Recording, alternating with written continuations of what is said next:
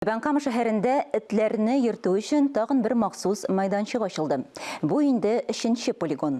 Ул шәһәрдә яшәүчеләрнең соравы буенча булдырылды. Яңа парк койма белән уратып алынган, анда күнекмәләр ясау һәм уеннар өчен махсус киртәләр дә урнаштырылган. Яңа полигоннан Гөлия Нигъматуллина язмасы.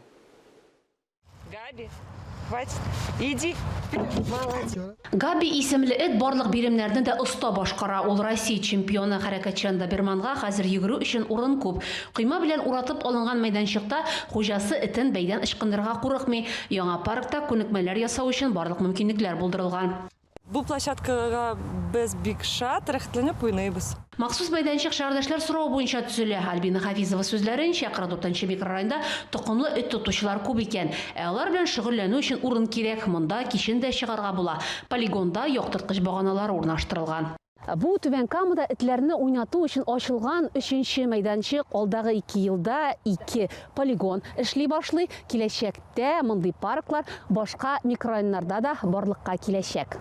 Территорияны коммуналь хезмәткәрләр тәртиптә тотачак. Этләр артыннан исә хуҗалар үзләре җыештырырга тиеш. Махсус майданчыкта шөгыльләнү өчен төп шарт шул. Объектның бәясе 2 миллион сум чамасы. Акчаларны муниципалитет бүлеп биргән. Гөлия Нигъматуллина, Фәхри Исламов, яңалыклар.